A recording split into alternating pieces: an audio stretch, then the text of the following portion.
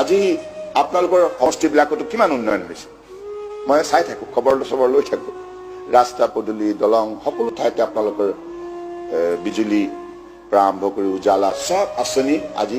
প্ৰতিটো সমষ্টিত পদাৰ্পণ কৰিছে ফলত সকলো সমষ্টি বিধায়কসকলে আজি সৌগৌৰৱে ক'ব পাৰে মই মৰাণ সমষ্টি বিধায়ক আছিলো জানে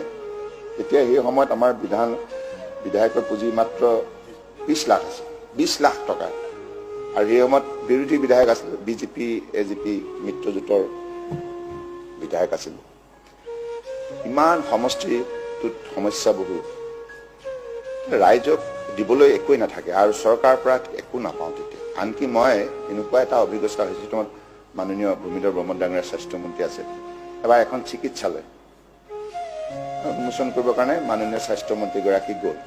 তেখেতটো যথেষ্ট জনা শুনা জ্ঞানী গুণী ব্যক্তি কিন্তু মই আমন্ত্ৰণ নাপালোঁ বিধানসভাৰ মজিয়াত মই উলিয়ালোঁ কথাটো কিয় বিধায়কজনক আমন্ত্ৰণ কৰা নহ'ল কি কাৰণে মোক বঞ্চিত কৰা হ'ল এনেকুৱা বহুত ধৰণৰ তিক্ত অভিজ্ঞতা হৈছে তথাপি সেইবিলাক কথা মই আজি এই সদনটো তেনেকুৱা কথা কৈ বিশুদ্ধ কৰিব বিচৰা নাই কিন্তু কথাবিলাক সঁচা নহয় কিন্তু এতিয়াতো আপোনালোকে মই ভাবোঁ যে কোনো বিধায়কক ক'ব নোৱাৰে যে মুখ্যমন্ত্ৰীৰ ওচৰত গ'লে মই অৱহেলা কৰোঁ I give maximum respect to all of you. এইটো হৈছে পৰিৱৰ্তন মানসিকতাৰ পৰিৱৰ্তন নৈতিকতাৰ পৰিৱৰ্তন